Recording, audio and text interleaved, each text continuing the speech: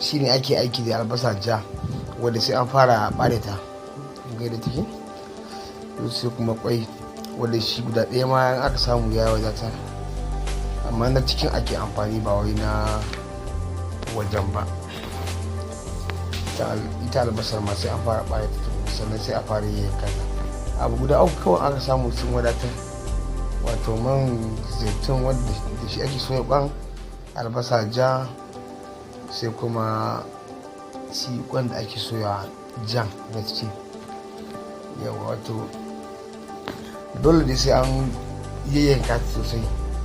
Wasu suna amfani da man albasa din, wato in za a soya kwan sai a yi amfani da man albasa din. Amma dai yanzu dai za mu nuna yadda ake din yayyankawa da ake din, ƙananan yanka ake yin sosai, yadda idan aka zuba shi kwan za a cakuɗa da shi sosai yadda albasa za ta shiga cikin kwan sosai. Kun ga yanzu kwan zan saka,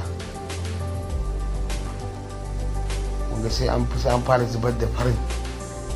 Yau kawo zubar da farin sannan sai ka ɗauko jan, shi wannan jan shi ake bukata a zuba, sannan sai a kwaba shi sosai.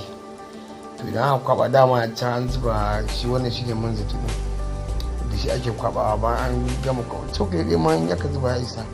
Da zarar an gama kwaba shi kenan sai a soya.